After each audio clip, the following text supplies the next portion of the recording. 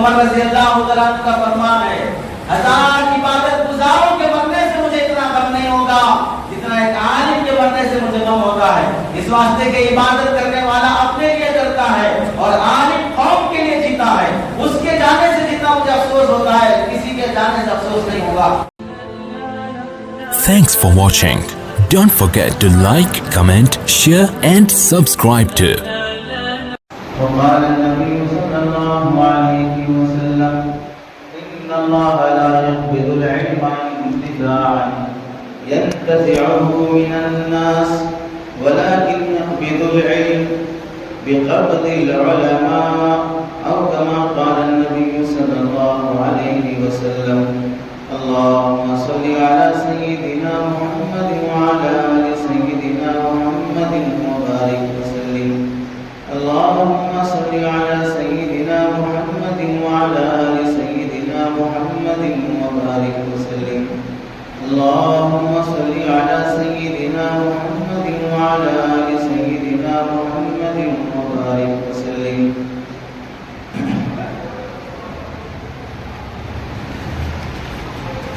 میرے محترم عزیزوں، بزرگوں اور دوستوں، قرآن مجید کی آیت اور حدیث پاک کی روشنی میں آپ حضرات کے سامنے جو بات عرض کرنی ہے وہ ہمارے سماج میں ایک عظیم علمی اور دینی خدمات کرنے والا طبقہ، علماء کی جماعت، ان کی کیا حیثیت ہے، ان کا کیا مقام اور مرتبہ ہے اور ہمیں ان کے ساتھ کیسے پیش آنا چاہیے. قرآن مجید میں اللہ رب العزت ارشاد فرماتے ہیں اللہ سے ڈرنے والے علماء اللہ سے ڈرنے والے ہی ہوتے ہیں. علماء اللہ سے ڈرنے والے ہی ہوتے ہیں.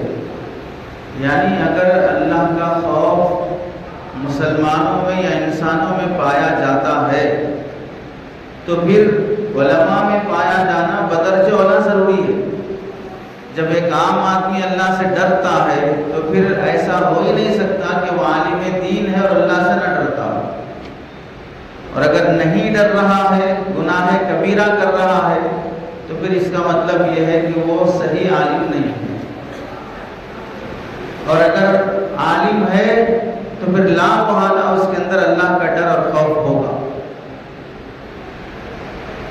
اور ایک آیت میں اللہ رب العزت ارشاد فرماتے ہیں انما يرفع الله الذين آمنوا منكم والذين اوتوا العلم درجات. اللہ تعالیٰ تم میں سے جن لوگوں کو علم دیے ہیں ان لوگوں کو کے درجے اللہ بلند کرتے ہیں، اونچا مقام انہیں عطا کرتے ہیں. کس وجہ سے؟ علم کی وجہ سے. حدیث میں اللہ کے نبی علیہ السلام فرماتے ہیں ان اللہ لا يقبض العلم انتزاعا ينتزعه من الناس. اللہ تعالیٰ دنیا سے علم ختم نہیں کریں گے اچانک. جس کے نالج میں، جس کے دل دماغ میں جو کچھ بھی دینی معلومات ہے اچانک سب ختم ہو گئے، ایسا نہیں ہوگا. اللہ زمین سے علم اٹھائیں گے، لوگوں میں جہالت عام ہو جائے گی، قرآن حدیث دین شریعت کی معلومات بالکل ختم ہو جائے گی. تو ختم کرنے کا طریقہ کیا ہے اللہ تعالیٰ کا؟ ختم کرنے کا طریقہ یہ ہے کہ اللہ تعالیٰ علماء کو اٹھا لیں گے. جب علماء انتقال ہوتے جائیں گے، اب صحیح مسئلہ بتانے والے، صحیح قرآن حدیث کی تشریح کرنے والے نہیں مل رہے ہیں تو پھر جاہلوں کو لوگ اپنا امام، اپنا عالم، اپنا رہبر بنا لیں گے. پھر کیا ہوگا؟ فَإِذَا لَمْ يُبْقِ عَالِمًا اتَّخَذَ النَّاسُ رُؤُوسًا جُهَالًا. جب علماء نہیں رہے تو لوگ جاہلوں کو اپنا بڑا بنا لیں گے، ان کا بیان سنیں گے، جاہل کی تفسیر سنیں گے، جاہل سے مسئلے سنیں گے. فَسُئِلُوا فَأَفْتَوْا بِغَيْرِ عِلْمٍ فَضَلُّوا وَأَضَلُّوا. بخاری شریف کی حدیث ہے. لوگ ان سے فتویٰ پوچھیں گے، جاہل سے فتویٰ پوچھیں گے، ان کے فتوے پر عمل کریں گے. اور جاہل بھی چونکہ اب میں اسٹیج پر آ گیا، میرا بیان لوگ سن رہے ہیں اور میرے فالوورز ہیں اور مجھ سے مسئلہ پوچھ رہے ہیں، اب اگر میں جواب نہیں دیا تو میرے لیے انسلٹ کی بات ہوگی، میری شرمندگی ہوگی، اس لیے اب وہ لوگ بھی اپنی شرمندگی کو بچانے کے لیے نہیں معلوم ہے تو بھی مسئلہ بتائیں گے، کیونکہ اب عزت رکھ لینا ہے اسٹیج پر، اب مسئلہ بتائیں گے کیونکہ قرآن حدیث جانتے نہیں ہیں تو اپنی عقل سے مسئلہ بتائیں گے، خود بھی گمراہ ہوں گے، لوگوں کو بھی گمراہ کریں گے۔ 1400 سال پہلے اللہ کے نبی علیہ السلام نے یہ حدیث بیان فرمائی بخاری شریف کی کہ غیر عالم سے مسئلہ پوچھا جائے گا اور غیر عالم جو عالم نہیں ہے وہ مسئلے کا جواب بھی دے گا، فتویٰ بھی دے گا، اور لوگ ایسے جاہلوں کے جو عالم نہیں ہیں ان کے مسئلے کو عمل بھی کریں گے، خود بھی گمراہ ہوں گے، دوسروں کو بھی گمراہ کریں گے۔ اس سے کیا معلوم ہوا؟ اب جس زمانے میں ہم چل رہے ہیں آپ دیکھ لیجئے کہ کتنے لوگ ہیں جو عالم نہیں ہیں پھر بھی یوٹیوب میں تفسیر کر رہے ہیں، فتوے دے رہے ہیں، مسئلے مسائل بتا رہے ہیں۔ ایک مثال آپ کے سامنے پیش کرتا ہوں، ایک شخص ہے یونس گوہر شاہی، اس کا نام ہے، داڑھی خشخشی ہے، سر پہ ٹوپی نہیں ہے، کرتا پائجامہ نہیں بلکہ ٹی شرٹ پینٹ پہن رہا ہے، اور ڈرائیونگ کرتے ہوئے گانے گا رہا ہے، گانے گاتے ہوئے ڈرائیونگ کر کے اپنی ویڈیو اپلوڈ کر رہا ہے۔ اب وہ شخص قرآن کی تفسیر کر رہا ہے، پبلک اس کی قرآن کی تفسیر سن رہی ہے۔ اب آپ سمجھیے اس میں افسوس جہاں ہمیں اس پر ہے کہ تو اس منصب اور مقام کا نہیں ہے پھر بھی قرآن حدیث پر ظلم کر رہا ہے، اس سے کہیں زیادہ ان لوگوں پر افسوس ہے جن کی عقل اتنی ماری گئی ہے کہ ان کو یہ بھی احساس نہیں کہ ہم قرآن سیکھنا ہے تو کس سے سیکھیں۔ سگریٹ پی رہا ہے ادھر اور بازو قرآن کی تفسیر بھی کر رہا ہے، گانے گا رہا ہے ادھر حدیث بھی بیان کر رہا ہے، اور صاف طور سے نماز کا انکار، روزے کا انکار، حج کا انکار، حتیٰ کہ کعبۃ اللہ کا بھی انکار کر رہا ہے۔ کعبۃ اللہ حضور صلی اللہ علیہ وسلم اور نبی بنائے ہوئے نہیں ہیں، لوگوں نے اپنی طرف سے گھر بنا لیا، اس کا طواف کر رہے ہیں۔ اللہ کے نبی نے کبھی کعبے کا طواف نہیں کیا، لوگ پھر بھی اس کی دین کی باتیں سن رہے ہیں اور مسلمان کہہ رہے ہیں اپنے آپ کو، اور اس کے علاوہ جتنے لوگ ہیں سب کو کافر کہہ رہے ہیں۔ آپ بتائیے کتنی بڑی گمراہی کا دور آ گیا۔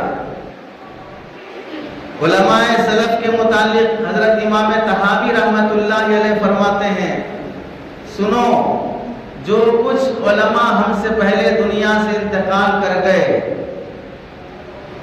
تابعین میں سے ہوں یا تبع تابعین میں سے ہوں، جو کچھ ہم سے پہلے چلے گئے ہیں ان کی عزت احترام کرو، جب بھی ان کا نام لیا جائے تو اچھے انداز سے ان کا نام لو، اور پھر کبھی برے طریقے سے بے ادبی سے اپنے سے پہلے گزرے ہوئے علماء کا تذکرہ نہ کرو۔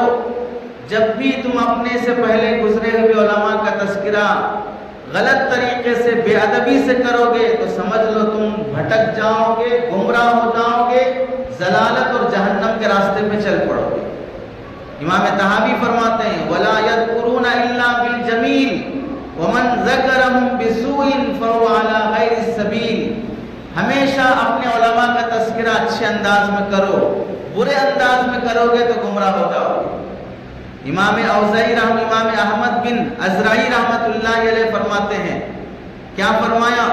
اہل علم علماء کی توہین کرنا، ان کی بے ادبی کرنا اتنا بڑا گناہ ہے جتنا شراب پینا بڑا گناہ ہے، ویسے ہی علماء کی شان میں بے ادبی کرنا گناہ کبیرہ۔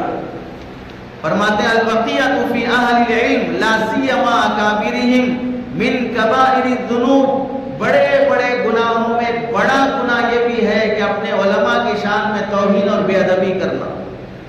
آپ دیکھ لیں آج ایسا ماحول ہے کہ لوگ اپنی اسکولیں چلانے کی خاطر دینی تعلیم کے ساتھ عصری تعلیم، اسکول پلس دینی تعلیم، یہ کھول کر اٹریکشن پیدا کرنے کے لیے اپنی پبلک کی بچوں کو جمع کرنے کے لیے کہ ہمارے اسکول میں دنیا بھی پڑھائی جائے گی، دین بھی پڑھائی جائے گی، بہت اچھا ہے۔ اس میں بعض لوگ اچھے بھی ہیں، بعض ایسے خبیث ہیں جو یہ اعلان اور لیبل صرف اس واسطے لگاتے ہیں تاکہ مسلمانوں کے بچے ہمارے پاس آئیں، کیونکہ یہاں دونوں چیزیں مل رہی ہیں۔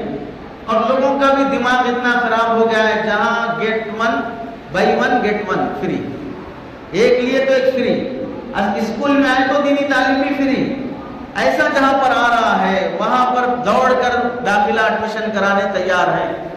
جہاں اچھے اسکول ہیں ایسے واقعتاً وہ دونوں کو بیلنس کے ساتھ لے کے چل رہے ہیں، ٹھیک ہے ایڈمیشن کرائیے، لیکن بعض ایسے خبیث بھی ہیں جو یہ لیبل لگاتے ہیں اور علماء حفاظ جو مدرسے سے پڑھ کے آئے ہوئے ہیں وہ اسٹاف جمع کرتے ہیں اور پھر تیلگو، انگریزی، میتھ، سائنس پڑھانے والے ٹیچروں کے سامنے ان علماء کی توہین کرتے ہیں۔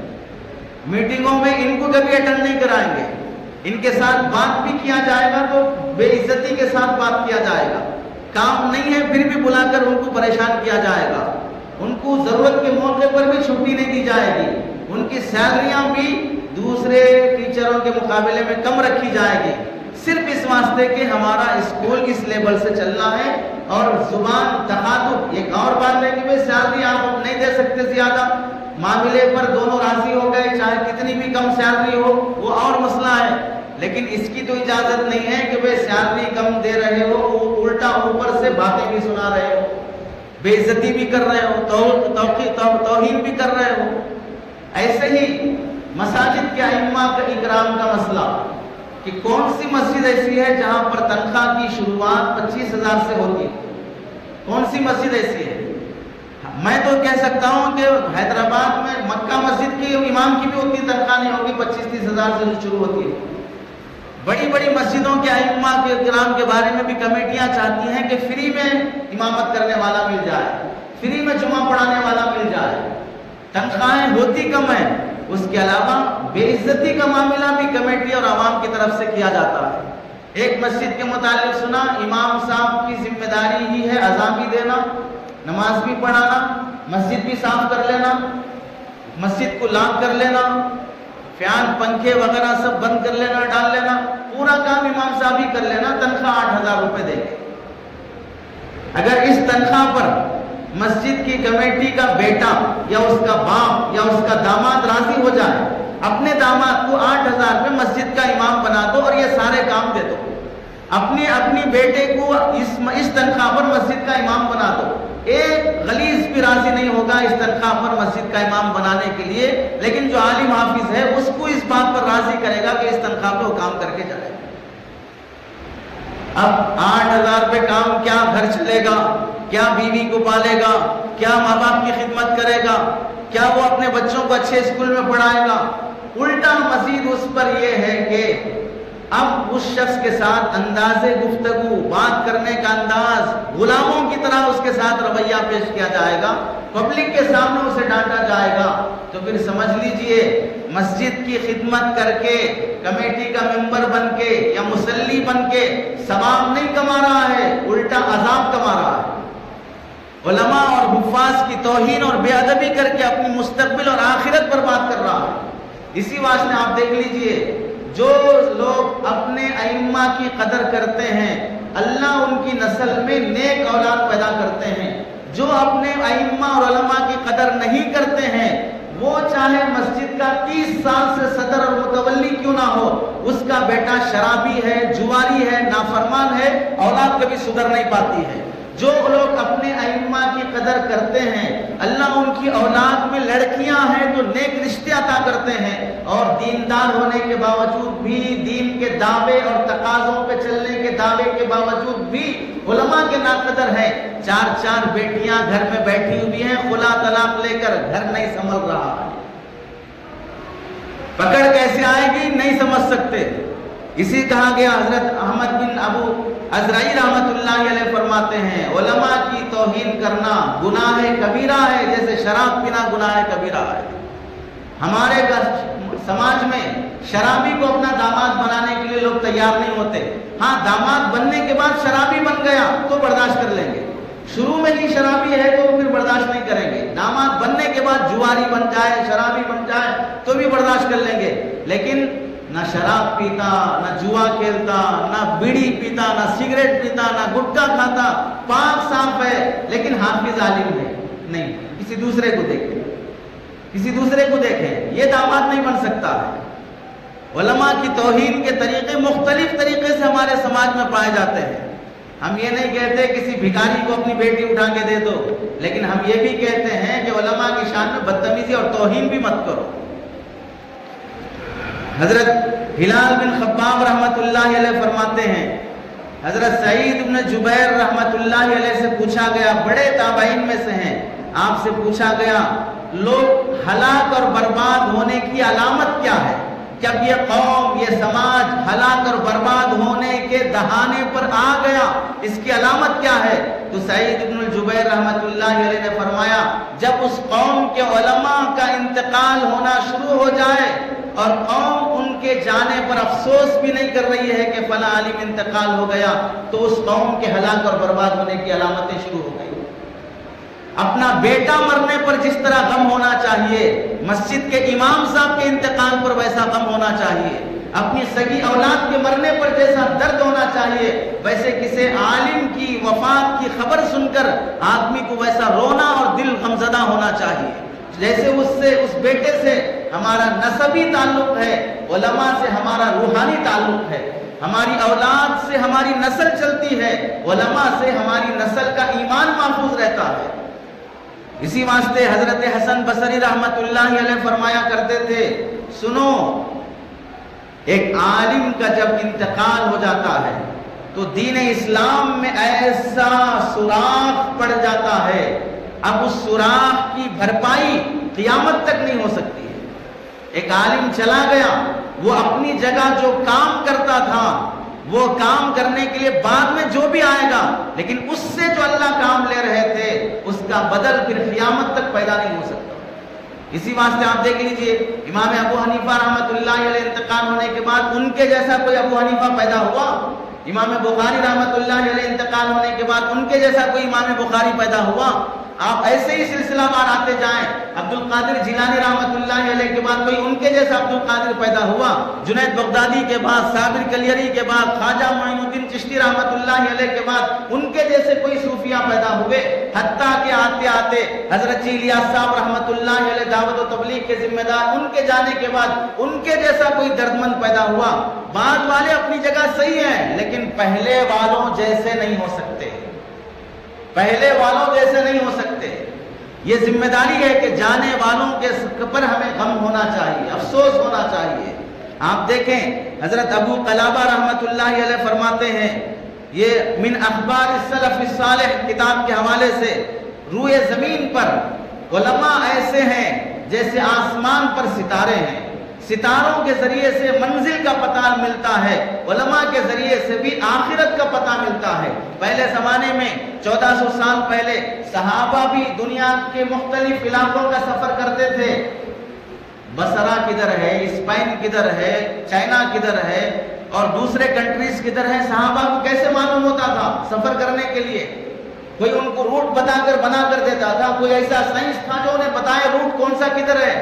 آسمان کے ستاروں سے لوگ رستے کا پتہ معلوم کرتے تھے، آسمان کے ستاروں سے لوگ رستے کا پتہ معلوم کرتے تھے۔ تو فرماتے ہیں جیسے آسمان کے ستاروں سے منزل کا پتہ ملتا ہے، ویسے علماء یہ زمین کے ستارے ہیں، ان کے ذریعے سے جنت کے راستے کا پتہ ملتا ہے، ان کے ذریعے سے اللہ کے راستے کا پتہ ملتا ہے۔ اگر آسمان کے ستارے ڈوب جائیں تو پھر مسافر منزل کا پتہ معلوم نہیں کر سکتا، ویسے علماء کا سورج غروب ہو جائے تو پھر عوام کو جنت کے راستے کا پتہ نہیں ملے گا۔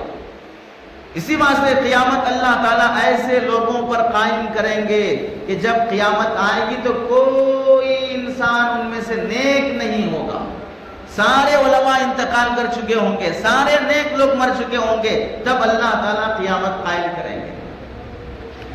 علماء کی مثال ایسی ہے جیسے حضرت حسن بصری رحمت اللہ علیہ کا مقولہ ہے، علماء اگر نہ ہوتے تو پھر قوم انسان اور جانور کے فرق اور اس کی تمیز سے ختم ہو جاتی۔ علماء کی رہبری کی وجہ سے ہم انسان ہیں اور فلاں جانور ہے، یہ کتا ہے، یہ بلی ہے، گدھا ہے، یہ فرق علماء کی تعلیم کی وجہ سے ہے، ورنہ اگر علماء نہ ہو تو انسان اور جانور کا فرق ختم ہو جائے گا۔ کیسے ختم ہو جائے گا؟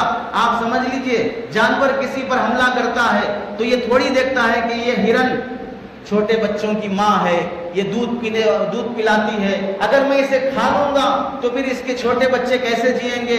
شیر کسی ہرن پر حملہ کرتے ہوئے اس کے مادرزاد ہونے کو یا اس کے حمل سے ہونے کو یا اس کے دودھ والی ہونے کو یہ سب نہیں دیکھتا، چھوٹا بچہ ہے یہ بھی نہیں دیکھتا۔ حتیٰ کہ آپ نے بھی دیکھا ہوگا ایک گائے نے بچہ جنم دیا، ابھی وہ بچہ پیٹ سے نکلا، شیر حملہ کر کے اس بچے کو بھی کھا جاتا ہے۔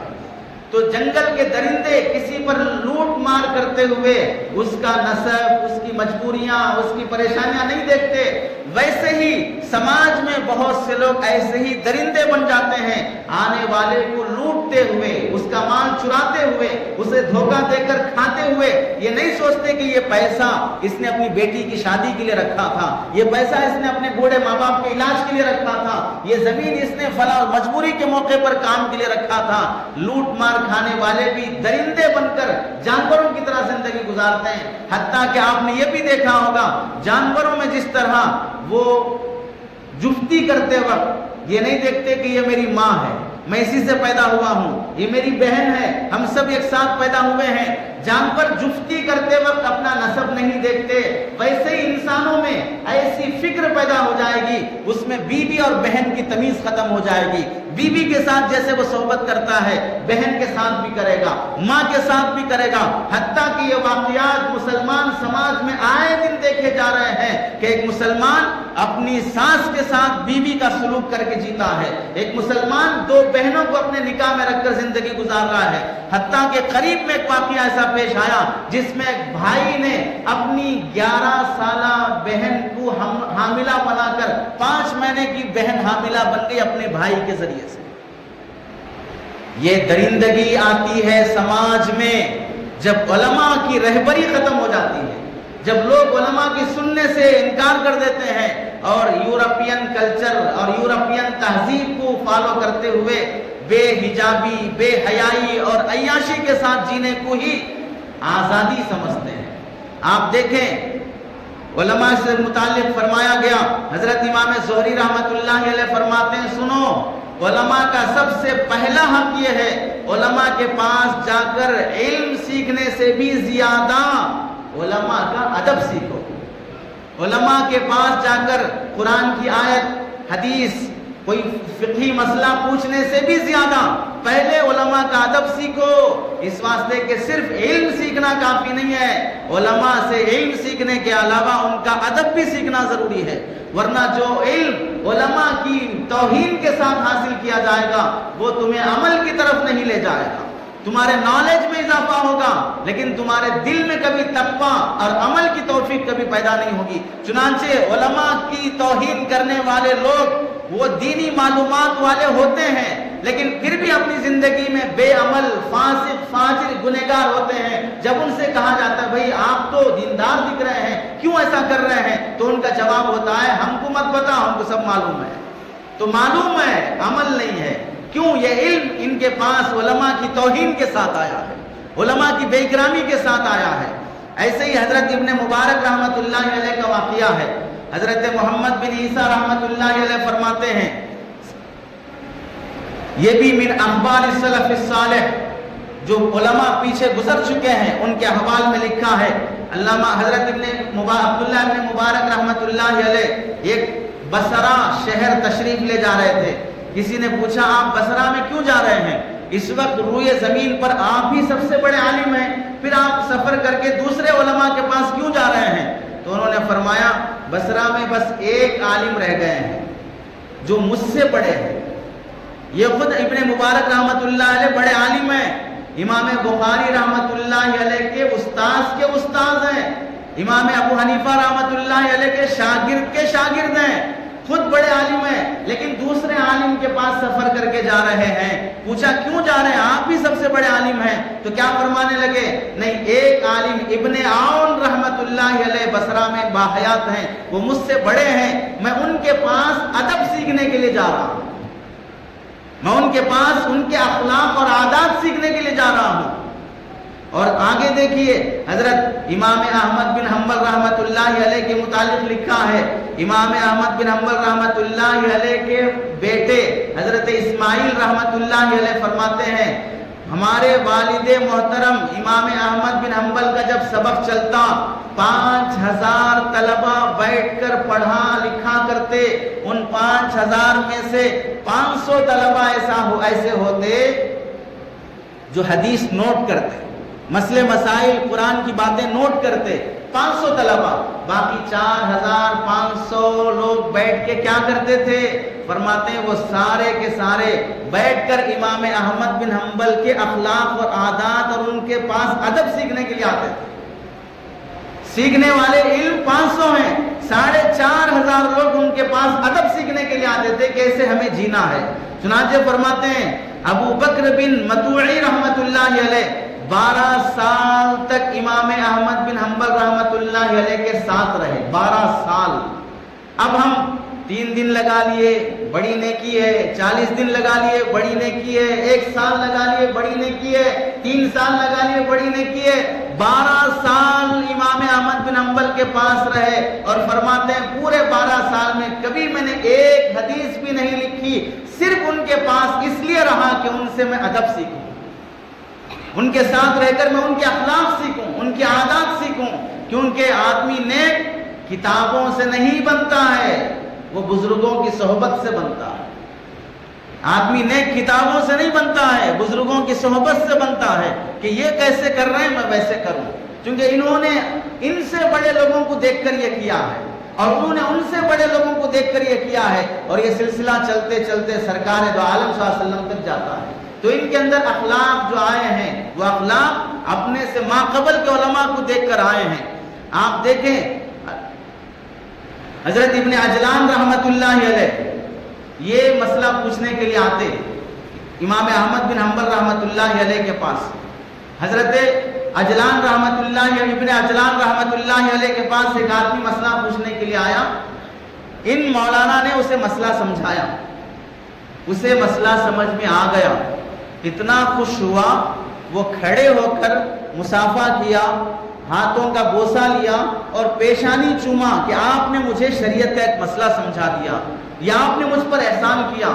ان بزرگوں کا, ان زمانے کے لوگوں کا یہ معمول تھا کہ ہم کسی عالم سے کوئی مسئلہ پوچھ لیں, مسئلہ پوچھنے کے بدلے ہم انہیں فیس نہیں دے سکتے, چونکہ دین میں شریعت میں مسئلہ بتانے کی فیس لینا جائز نہیں ہے. اس واسطے ہمیں عالم صاحب مسئلہ بتا رہے ہیں, ہم انہیں پیسہ نہیں دے رہے ہیں, تو کم از کم ہم ان کے سامنے اظہار محبت تو کریں کہ آپ نے ہمیں مسئلہ بتایا, ہمارے دل میں آپ کے لیے محبت پیدا ہو گئی, اس لیے میں آپ کا بوسہ لے رہا ہوں. آپ وکیل کے پاس جائیے, وہ آپ کو پراپرٹی کا خلا طلاق کا لا بتائے گا لیکن مفت میں نہیں بتائے گا, فیس لے کر بتائے گا.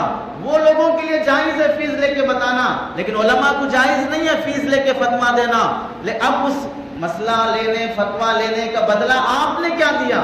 کم از کم محبت کا اظہار تو ہو جائے, نخرے نہ دکھاؤ, ان کے سامنے ایکٹ کرنا چلو, ایٹیٹیوڈ نہ دکھاؤ کہ نہیں آپ کیا بتاتے ہم یوٹیوب پہ معلوم کر لیں گے, ہم گوگل پہ معلوم کر لیں گے. موجودہ علماء کی قدر کر لیں. اب زمانہ جس قدر تیزی سے تنزلی کی طرف جا رہا ہے, اب جو علماء آپ کو تھوڑے بہت اچھے لگ رہے ہیں, اب اور گزرنے کے بعد دن ایسے علماء بھی نہیں ملیں گے. آپ اپنی ریئل لائف میں دیکھ لیں, آپ کے باپ دادا کی زندگی, حتیٰ کہ آپ میں سے جو 20 سال کا ہے 10 سال پہلے کی زندگی اور اب کی زندگی کا فرق دیکھ لے. جو 50 سال کے ہیں 25 سال پہلے کی زندگی اور اب کی زندگی کا فرق دیکھ لے. آپ میں سے ہر شخص بولے گا ہمارا بچپنا ہی بہت اچھا تھا, یہ زمانہ بہت خراب ہے, ہمارا بچپنا ہی بہت اچھا تھا, یہ زمانہ بہت خراب ہے. تو پھر ہر گزرنے والا دن تنزلی, بے حیائی, بددینی کی طرف جا رہا ہے. تو اب جو علماء ہیں اس کے بعد آنے والے ان سے بہتر نہیں ہو سکتے. چنانچہ حضرت ابو الدرداء رحمۃ اللہ رضی اللہ تعالیٰ اللہ کے نبی علیہ السلام کے صحابی ہیں، حضرت ابو الدرداء رضی اللہ تعالیٰ لمبی عمر پائے، تابعین سے مخاطب ہو کے فرماتے تھے، کیا کہتے تھے؟ اے میرے دینی بھائیوں، میرے دوستوں، میں دیکھ رہا ہوں کہ علماء انتقال کرتے جا رہے ہیں اور تم لوگ ان کی قدر نہیں کر رہے ہو، ان سے علم نہیں حاصل کر رہے ہو۔ سنو، ان علماء کا خرچہ، ان علماء کا گزارا تمہارے ذمہ نہیں ہے، ان کو جو کھلانے والا ہے وہ کہاں سے کھلا رہا ہے، وہ ان کا گزارا ہے۔ جو علماء تم پر بوجھ نہیں ہیں، تمہارا پیسہ نہیں مانگتے، تمہاری پراپرٹیاں نہیں مانگتے، تمہاری جائیداد نہیں مانگتے، تمہارے ہدیوں کی امید پر نہیں جیتے، ان کی بھی تمہیں قدر نہیں ہے، تو پھر کن کی قدر پیدا ہوگی؟ اور آگے کیا فرماتے ہیں؟ سنو، اب ایسی ناقدری ہوتی رہے گی، علماء جاتے رہیں گے، تو پھر ایک وقت آئے گا کہ پھر تم لوگ علم جاہلوں سے سیکھنا شروع کرو گے، وہ بھی گمراہ ہوگا اور تم کو بھی گمراہ کرے گا۔ اور پھر سنو، لوگ علماء سے دور ہونے کی وجہ سے بڑی بڑی عمارتیں بنا کر شان سے جینے کو ہی زندگی سمجھ رہے ہیں، اور چھوٹی عمارت میں رہنے والے علماء کو، کرائے کے مکان میں رہنے والوں کی ناقدری کر رہے ہیں۔ اور پھر سنو، وہ ایسے بنگلے قائم کر رہے ہیں جو چند سالوں کے بعد قبرستان بننے والا ہے، چند سالوں کے بعد وہاں زندوں سے زیادہ مردے آنے والے ہیں، اس کے باوجود بھی وہ لوگ اپنی عمارتوں میں آگے بڑھنا نہیں چھوڑتے، ایسی امیدوں پر جی رہے ہیں گویا کہ انہیں کبھی موت آنے والی نہیں ہے، حالانکہ ان کی عمارت کی تکمیل سے پہلے ان کی قبر بننے والی ہے، ان کی عید آنے سے پہلے ان کے گھر میں غم کا سما چھانے والا ہے، ان کی خوشیاں آنے سے پہلے ان کے خاندان میں رونے اور واویلے کا موقع آنے والا ہے، لیکن لوگ امیدیں چھوڑنے تیار نہیں ہیں۔ اور سنو، اس وقت دنیا میں سب سے زیادہ اللہ کے محبوب اگر کوئی ہے، وہ صرف دو لوگ ہیں، ایک علم سیکھنے والے اور دوسرے علم سکھانے والے۔ یہ کون فرما رہے ہیں؟ حضرت ابو الدرداء رضی اللہ تعالیٰ عنہ فرما رہے ہیں، دو لوگ اس وقت افضل ہیں۔ اور پھر کیا تمہیں افسوس نہیں ہوتا کہ تمہارے پیٹ تین وقت اللہ کی روزی سے بھر رہے ہیں، کبھی تم بھوکے پیٹ نہیں سوتے، لیکن جس مجلس میں بھی تم بیٹھتے ہو وہ مجلس علماء سے خالی ہے، وہ مجلس اللہ کے ذکر سے خالی ہے۔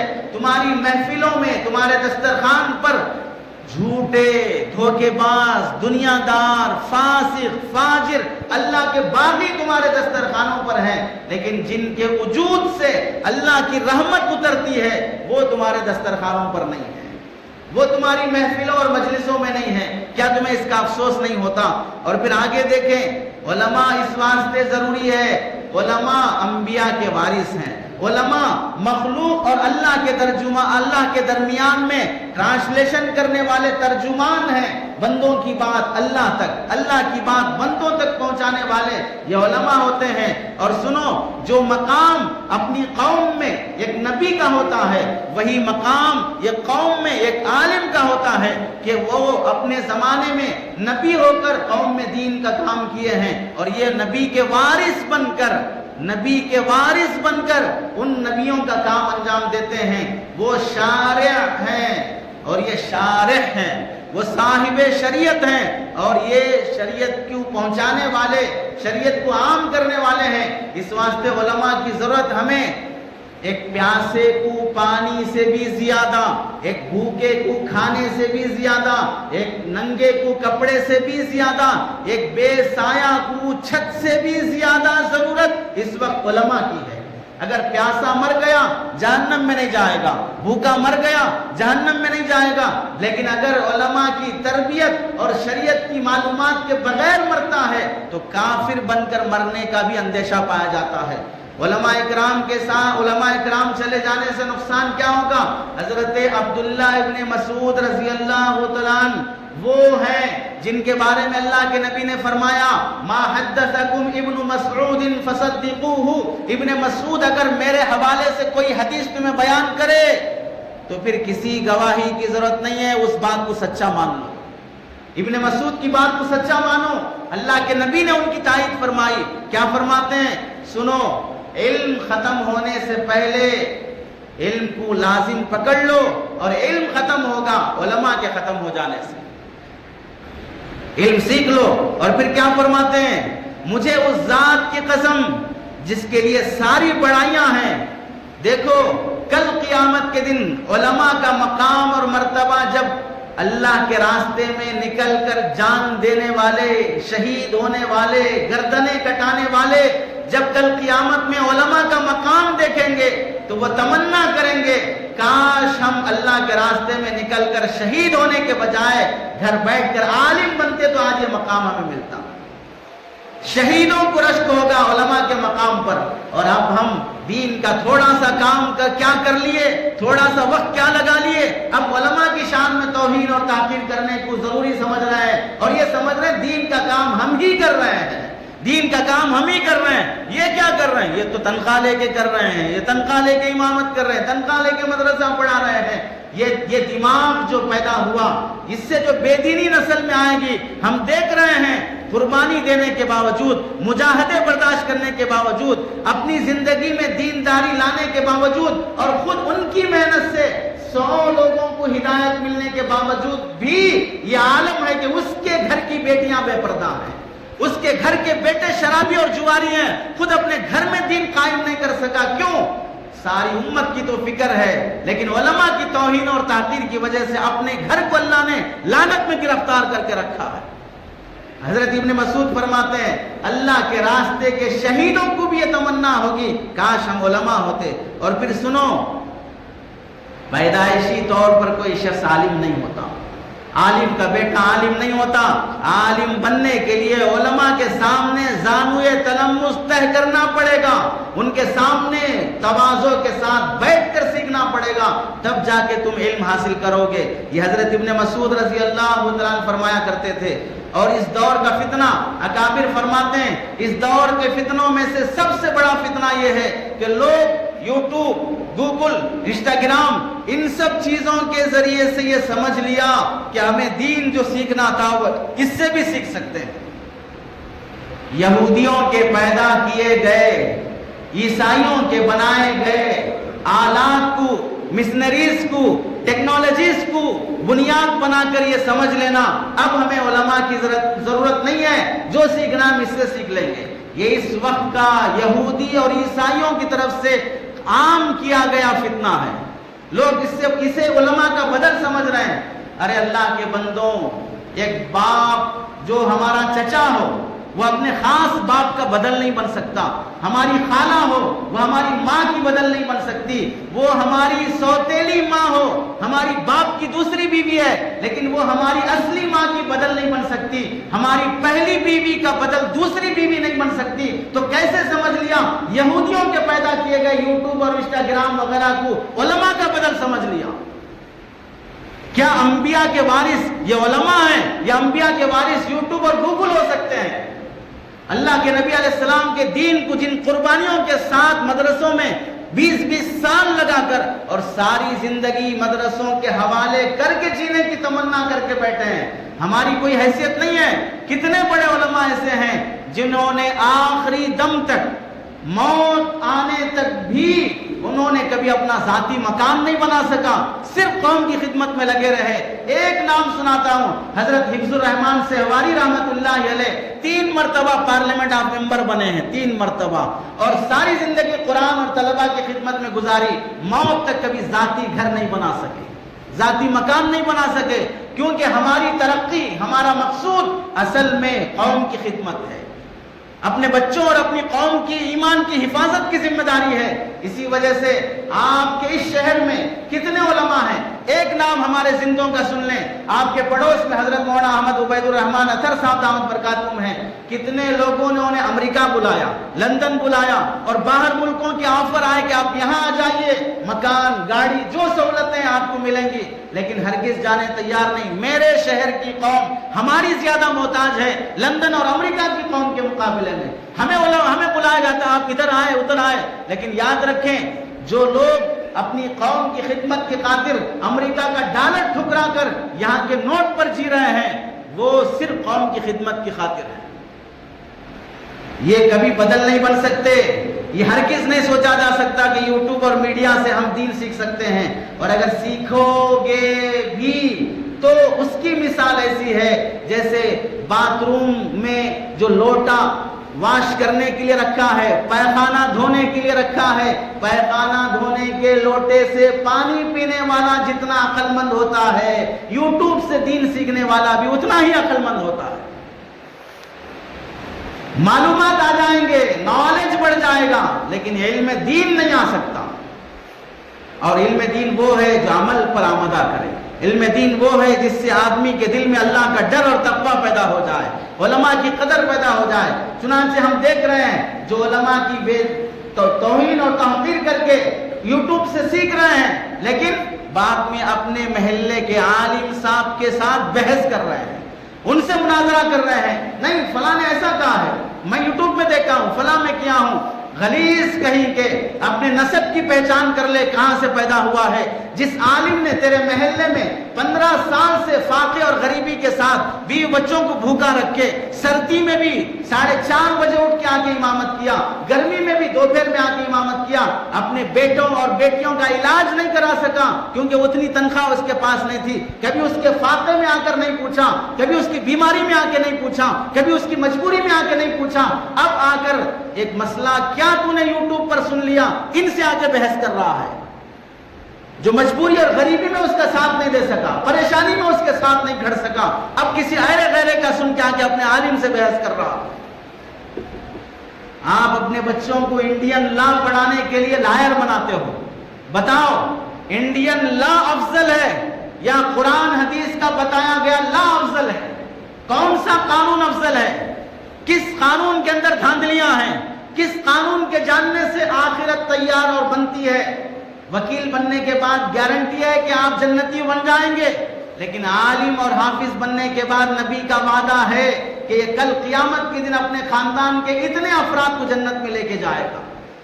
ایک لائر کی جو عظمت اور قدر کرتے ہیں لوگ، ایک حافظ اور عالم کی کرنا نہیں چاہتے ہیں، اور بولنے اور بیان کرنے کو تو بہت ہے، کرنا صاحب علماء کی قدر کرنا، حفاظ کی قدر کرنا، پھینکنے کے کام تو بہت کریں گے، لیکن جب کرنے کا ٹائم آئے گا وہ عمل بتاتا ہے کہ کتنی قدر علماء اور حفاظ کی ہمارے سماج میں ہے۔ اور سنو، دعوت و تبلیغ کے اکابرین نے فرمایا ہے علماء کی قدر دعوت و تبلیغ کی محنت کے مقاصد میں سے ایک محنت یہ ہے جس میں یہ کہا گیا علم و ذکر، علم کا تذکرہ کرنا 6 صفات میں سے اس کا مقصد یہ ہے کہ قوم کے دل میں علم کی پیاس پیدا کی جائے، علماء کی محبت پیدا کی جائے، یہاں وہ علم کی عظمت سن کر اپنے مقام میں آ کر علماء سے علم سیکھیں، وہ دین اور شریعت حاصل کریں۔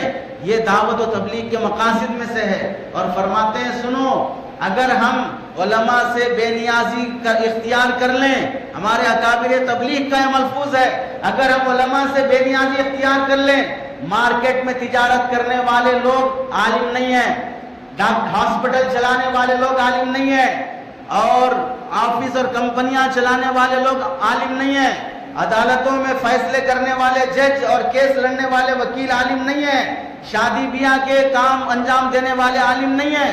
پوری دنیا میں جہاں جہاں انسانوں کی ضرورت کا سامان ملتا ہے وہاں پر کوئی عالم بیٹھا ہوا نہیں ہے۔ اگر یہ پوری قوم علماء سے بے نیاز ہو جائے گی تو پھر سن لو، یہ جتنے کام کر رہے ہیں یہ سارے کام دین کی تعلیمات سے محروم رہیں گے، یہودی اور عیسائیوں کے رولز پر اپنے کاروبار کریں گے۔ تاجر عالم سے بے نیاز ہو گیا، تجارت شریعت کے مطابق نہیں ہوگی، عیسائیوں کے مطابق ہوگی، اور اگر آفس چلانے والا علماء سے بے نیاز ہو گیا تو پھر آفس اسلام اور شریعت کے مطابق نہیں چلے گی، یہودیوں کے مطابق چلے گی۔ ہر شخص جو اپنے پیشے میں اپنے پیشے کا دین علماء سے نہیں سیکھے گا تو پھر وہ پیشہ اسلامی تعلیمات سے خالی رہ کر یہودی اور ہندوانہ طریقے پہ چلے گا۔ چھوٹی سی مثال دیکھ لیں، آج شادی بیاہ جو ہم کر رہے ہیں کس کے نہج پہ کر رہے ہیں؟ اسلامی تعلیمات کے نہج پہ ہو رہا ہے۔ جوڑا جہیز اسلام میں ہے، بینڈ باجا ڈی جے اسلام میں ہے، ویڈیو گرافی اسلام میں ہے۔ کتنے مسلمان ہیں جو اپنی شادی بیاہ شریعت سے ہٹ کے کر رہے ہیں؟ ایک شعبہ دینی تعلیمات سے ہٹا تو شادی کا مسئلہ ہی قوم پر ایک بڑا بوجھ بن گیا ہے۔ شادی کا مسئلہ بڑا بوجھ بن گیا. غریب آدمی بھی اپنی بیٹی کی شادی کرنے کے لیے بھکاری بن کر سڑک پر کھڑے ہو کر اپنی بیٹی کا سہاگ بچانے کے لیے بھیک مانگتا ہے. اسی لیے حضرت جی الیاس صاحب رحمۃ اللہ علیہ فرمایا کرتے تھے، سنو، ہم تاجروں میں دعوت دے کر ان کو ان کی تجارت سے چھڑانا نہیں چاہتے ہیں، بلکہ ان کی تجارت کو شریعت کے مطابق بنانا چاہتے ہیں. تاجروں کو ہم دعوت اس واسطے دیتے ہیں کہ ان کی تجارت شریعت کے مطابق بن جائے. دنیا کے ہر شعبے کو ہم دین کی دعوت اس واسطے دیتے ہیں کہ تمہاری دعوت شریعت کے مطابق بن جائے. اسی واسطے حضرت جی یوسف صاحب رحمۃ اللہ علیہ کے زمانے میں ایک شخص نے بڑے ایک ملک کے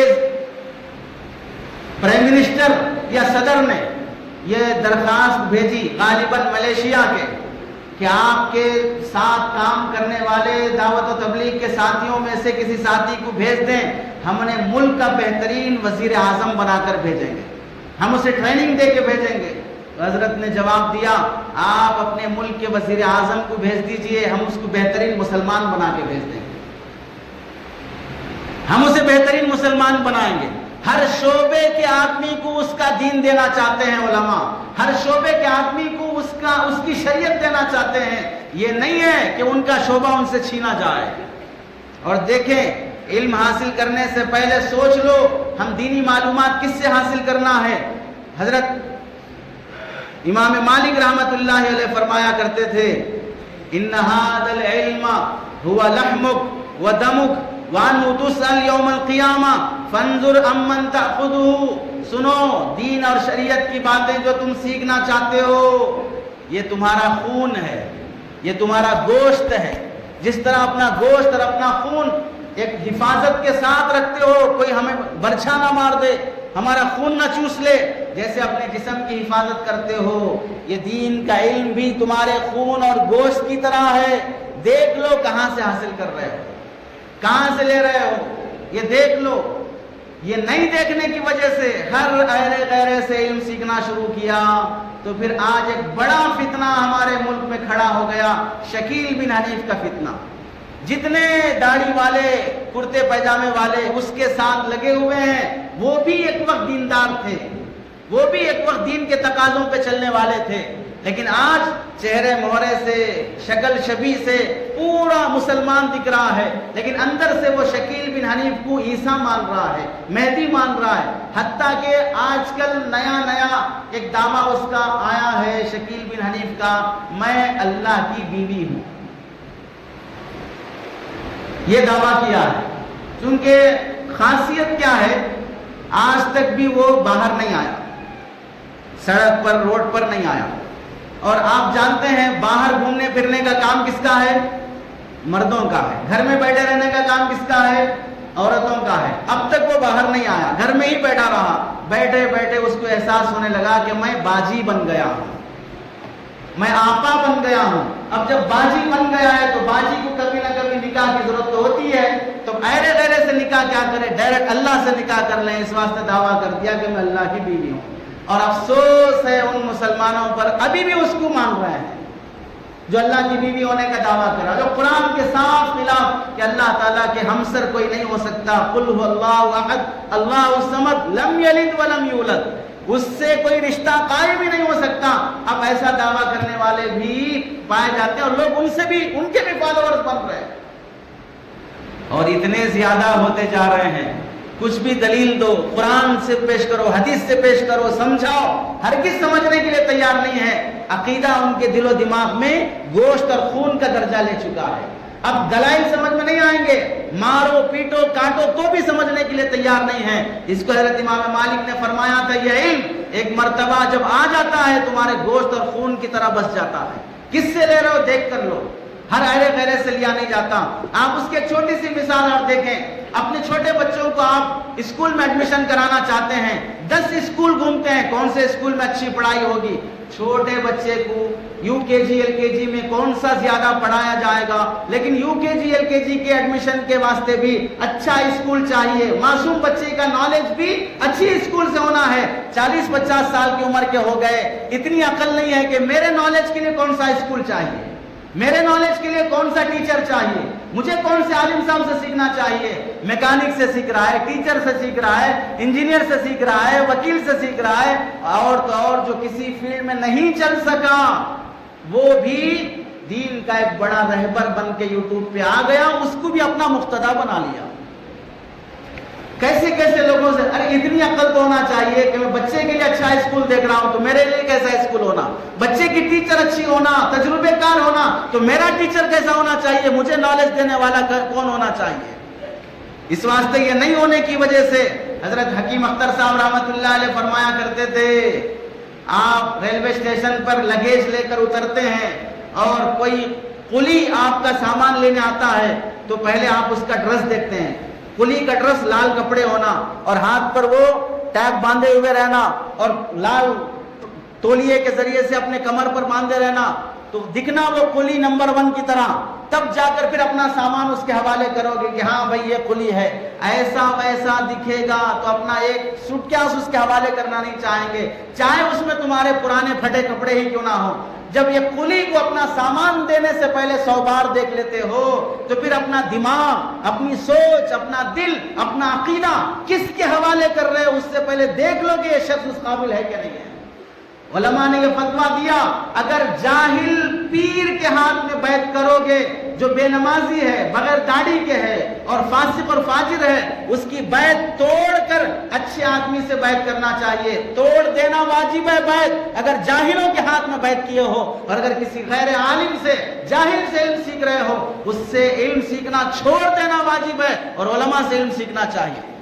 علاج کرانے کے لیے ہاسپٹل جاتے ہو یا علاج کرانے کے لیے فٹ پاتھ پر بھی بہت سے لوگ تیل کی ڈبیاں لے کے بیٹھے رہتے، اور بہت سے لوگ وہ صفوف اور گولیاں پوڑیاں لے کے بیٹھے رہتے، یہ کھائے تو گھٹنے کا درد چلے جاتا، یہ گولی کھائے گے تو پھر تم بہت جوان بن جاتے اور 4 بچے پیدا ہو جاتے، ایسے ایسے نسخے لیے بیٹھے رہتے ہیں۔ تو بتائیے کون بے وقوف ہے اپنا علاج فٹ پاتھ پہ کراتا ہو، ہاسپٹل میں گئے بغیر فٹ پاتھ پہ علاج کراتا ہو؟ ہم بھی یہی کہتے ہیں، علماء کے پاس، مدارس کے پاس آئے بغیر یوٹیوب پر آئے غیر راستہ چلنے والے پر اگر سیکھو گے تو پھر جوانی کے جوش میں رہی صحیح طاقت بھی گنوا لو گے، جوانی کے جوش میں رہی صحیح طاقت بھی گنوا لو گے، شادی کے قابل بھی نہیں رہو گے، ایسے ہی مسلمان کہلائے جانے کے قابل بھی نہیں رہو گے اگر راستہ چلتے ہوئے آدمی سے علم سیکھنا شروع کر لیا۔ حضرت حسن بصری رحمۃ اللہ علیہ فرمایا کرتے تھے، سنو، اگر علماء نہ ہوتے تو لوگ جانوروں سے بھی بدتر ہو جاتے، لوگ جانوروں سے بھی بدتر ہو جاتے۔ اور پھر کیا فرماتے ہیں، فطرت کا یہ قانون ہے، کوئی کام محنت کے بغیر حاصل نہیں ہوتا، حتیٰ کہ بھیک مانگنے والے کو بھی دھوپ میں کھڑے ہو کر بھیک مانگنا پڑتا ہے، تبھی جا کر اسے خیرات دیں گے۔ اگر کوئی مرسیڈیز گاڑی میں آ کر خیرات مانگے گا تو پھر اسے خیرات نہیں ملتی ہے۔ ایسے ہی علم بھی سیکھنا ہوگا، تمہیں مشقت برداشت کرنی ہوگی، اے سی کے کمروں میں بیٹھ کر علماء کو اپنے در پہ بلا کر علم سیکھنا چاہو گے تو علم نہیں آئے گا۔ اسی لیے ہم کہتے ہیں بچوں کو گھر میں ٹیوشن پڑھانے سے بھی زیادہ مکتب بھی جاؤ، اس واسطے کہ جانے کی جو مشقت ہوگی، پہنچ کر سیکھنے کا جو ادب ہوگا، اس ادب کی وجہ سے اللہ علم دے گا۔ گھر بلائے، عالم صاحب، حافظ صاحب گیٹ پر کھڑے ہیں، آج بچہ سو گیا ہے کل آئیے، آج بچے کو ٹانگ میں درد ہے کل آئیے، آج بچہ شادی میں جا کے آیا کل آئیے، گھما پھرا رہے ہو اور توہین اور تاخیر کے ساتھ ان کی سیلری دے رہے ہو۔ اس سے ہو سکتا ہے تمہارے بچے کو نالج تو آ جائے لیکن دین کا علم نہیں آئے گا، اسے کبھی دین کی قدر اس کے اندر پیدا نہیں ہوگی۔ اور کیا فرماتے ہیں، اگر کوئی شخص اے سی کے ایئر کنڈیشن میں بیٹھ کر اخباری خبروں کو پڑھ کر اپنے کو سب سے زیادہ باخبر سمجھے، اخباری خبریں پڑھ کر اپنے کو سب سے زیادہ باخبر سمجھے اور یہ سمجھے مجھے سب کچھ معلوم ہے، وہ دنیا کا سب سے بڑا بے وقوف ہے۔ علم تو دراصل قرآن حدیث سے آتا ہے، اخبار سے اور یوٹیوب سے اور چینلوں سے علم نہیں آتا، قرآن حدیث سے علم آتا ہے۔ اور پھر فرماتے ہیں اگر کوئی شخص اپنی تھوڑی سی معلومات اور نالج کی وجہ سے علماء پر تنقید کرے گا، ان کے بیانات سننے سے، ان سے دین سیکھنے سے منہ موڑ لے گا، تو اس کی مثال ایسی ہے، چاند پر اگر کوئی دھول اڑائے تو چاند غبار آلود نہیں ہوتا، اور اگر کوئی چاند پر تھوکے تو اس چاند پر کوئی گندگی نہیں پڑتی ہے، دھول اڑانے والا تھوکنے والا خود شرمندہ ہوگا۔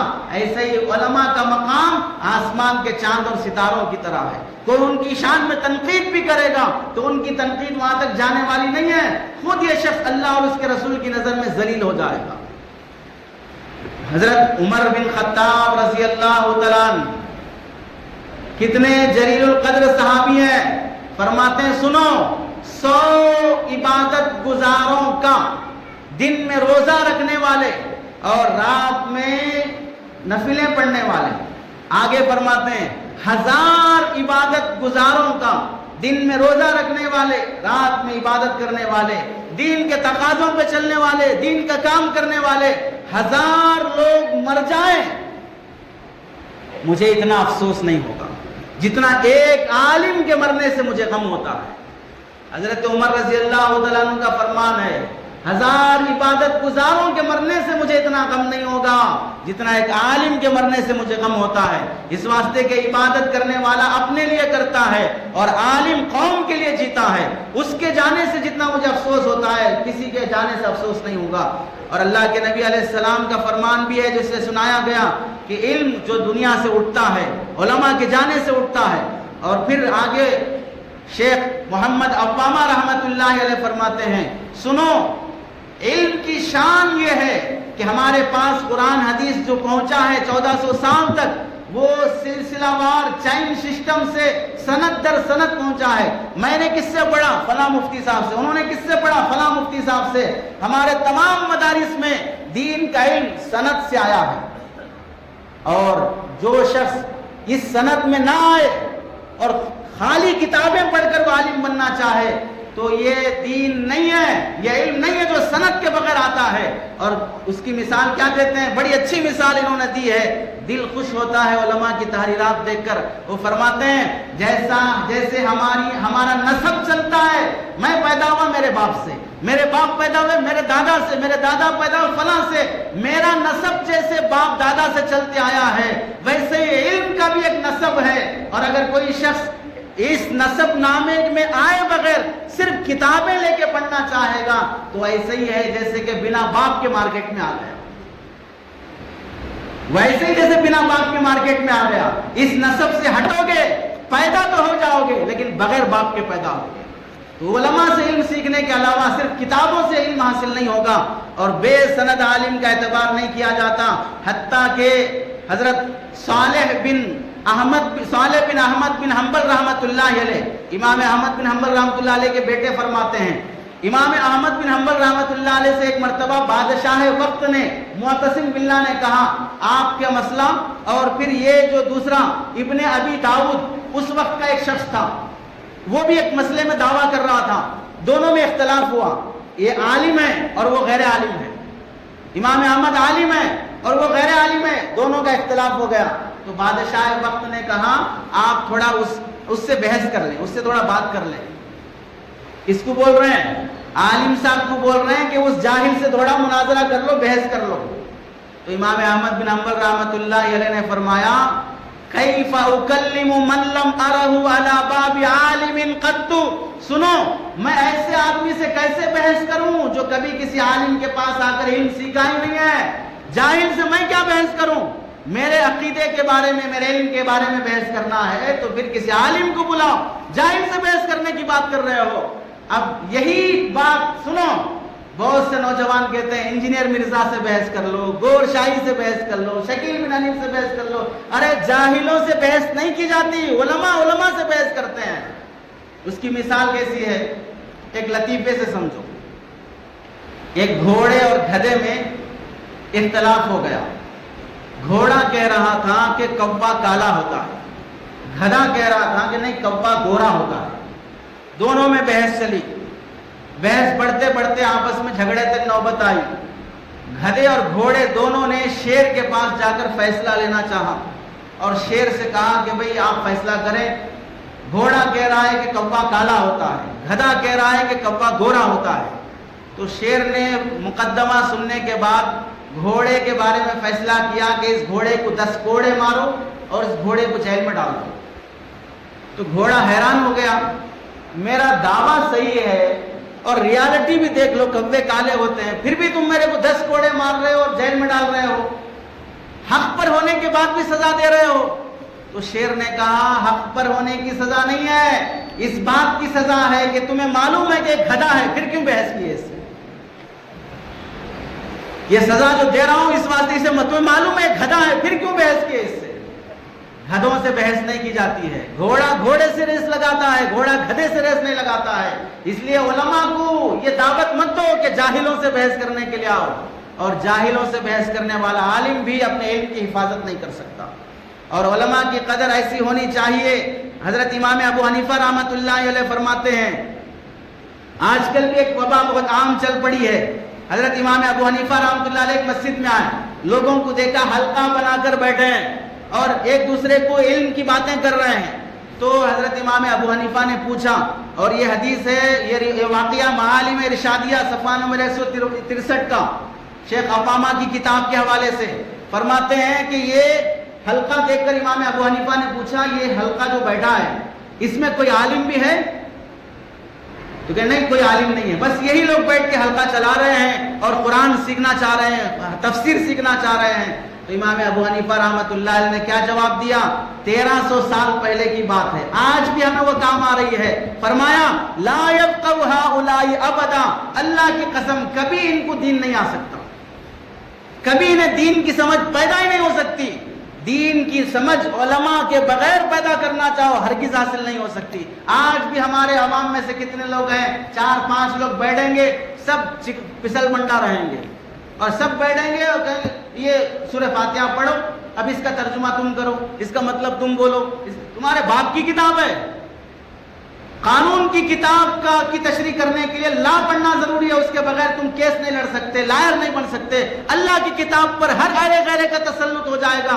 ہم یہ نہیں بولتے کہ قرآن حدیث پر ہماری جاگیر ہے، ہمارے باپ دادا کی جاگیر ہے، وہ سب کی ہے، لیکن حاصل کرنے کا طریقہ تو ہونا چاہیے، سیکھنے کا طریقہ تو ہونا چاہیے۔ سیکھے بغیر ہی ہر شخص اس کی تشریح کرنے چلا تو پھر کیا ہوگا؟